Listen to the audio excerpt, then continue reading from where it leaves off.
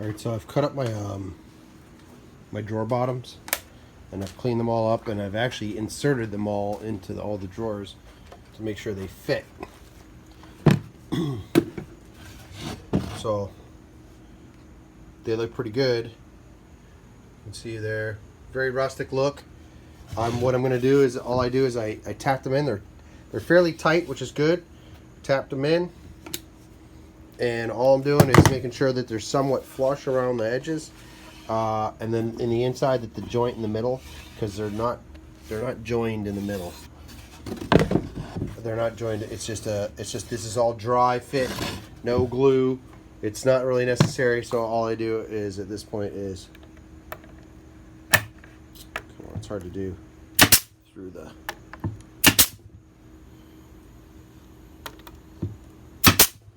phone, and then I'll hit the ends. I'll show you. I'll put you on the tripod. It's easier. I was just trying to get you guys to see like a drawer front. The lighting in here is weird right now. It's a very yellow light. You can see what it looks like as a drawer bottom. So I'll show you it. I just nail them all the way around. Clean that lens real quick. Dust it off. Pan it down a hair to get that light out of the way.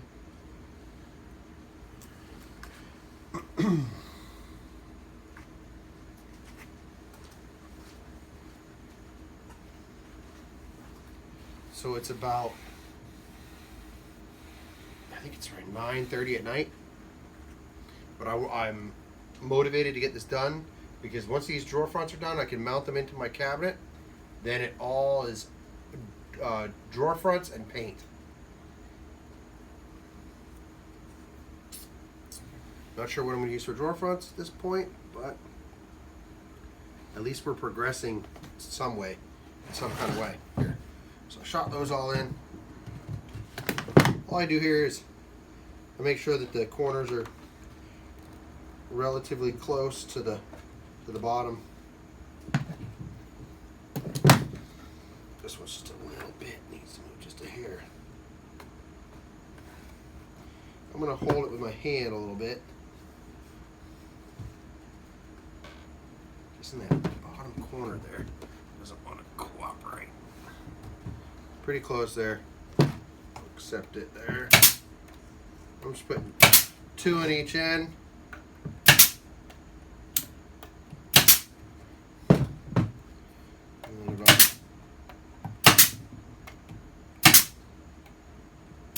4 down the side. Try not to blow out anything. I got a little blowout in the bottom there, but that's alright. We'll fix that later. Just grind it off. All these drawers are going to get clear coat. I'm just going to buy some clear coat tomorrow.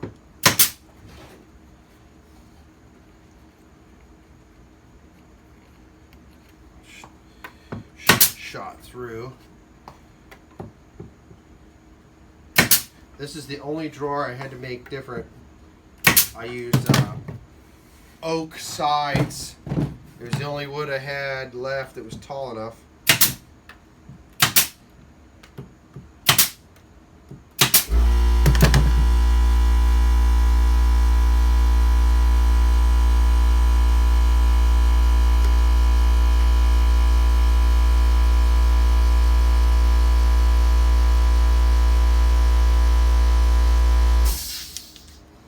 Quite long nails right now. Nails are expensive. Brad nails are expensive. So I'm using what I got. I got 2-inch, a little long for this, but they're not blowing through, at least on the inside. Then we're good.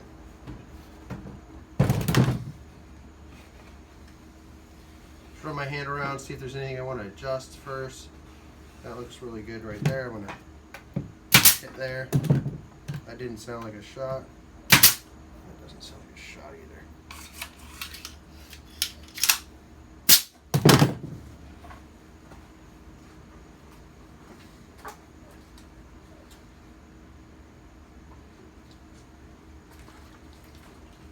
I don't know about you all out there, but I like some 3-in-1 oil, and I have quite a few different ones. This is just a general, long-lasting engines, quarters, whatever.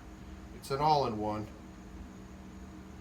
Any oil, really, in your nail gun is relatively acceptable.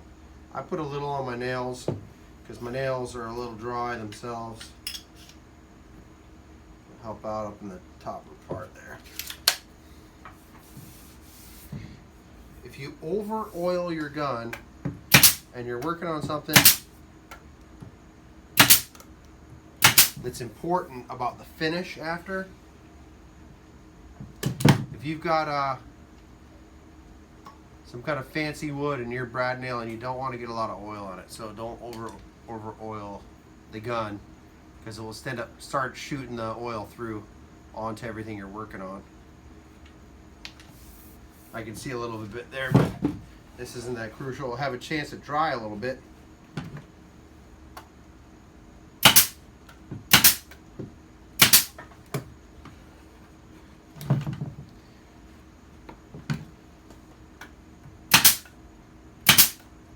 Every shot I can see the oil that I put in there.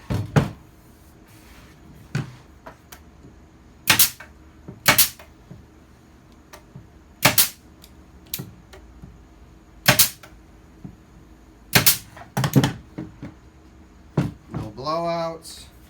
I've got a little bit extra space, so if you're not quite 100%,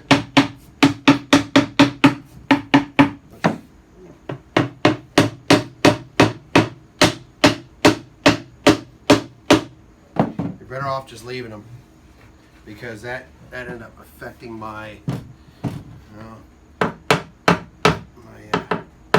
center joint there. But I hadn't shot this in, so.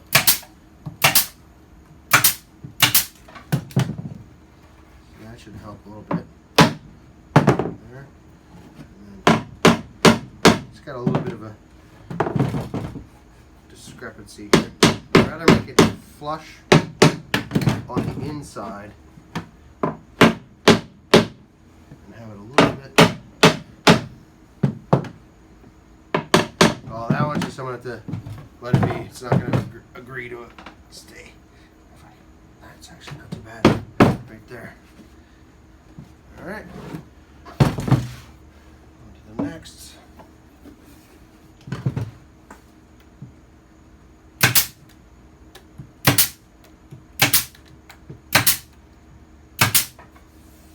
Again, disclaimer. I do things my own way. It's not necessarily the right way. The right way.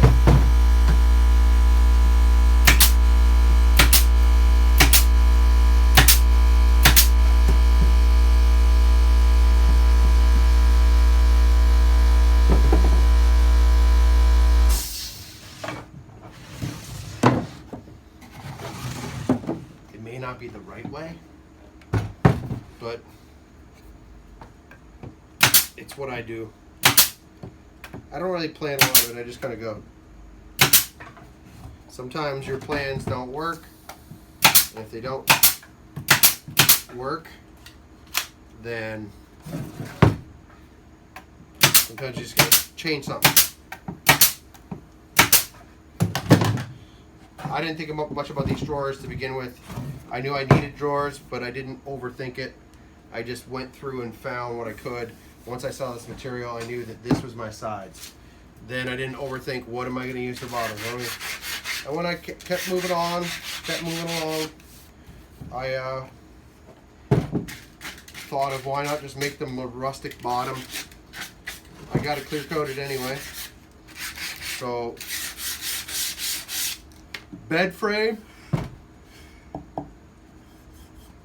a different bed frame, possibly two different bed frames, and a customer of mine's fence boards that were I ended up replacing them because they were too short. She wanted a taller fence, and that worked out.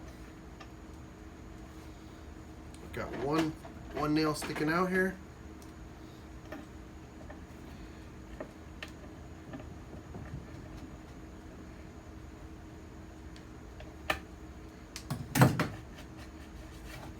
So those turned out pretty cool. I'm happy with it. So I got my drawer boxes. I'm gonna move those over. The only thing I had not done is dry fit them in the cabinet to see how well they fit, and I'm hoping I'm not regretting that. I think I'm pretty good though. Everything, I did keep everything to size. I needed 11 inches and they're all exactly 11 inches. So I'm going to slide one in right now.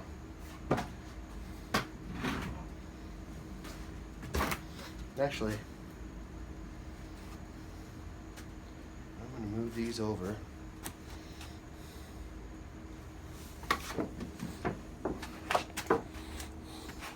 Alright, this video is going on too long. I'll show you later. Or I'll do some moving around here and I'll start up a new video.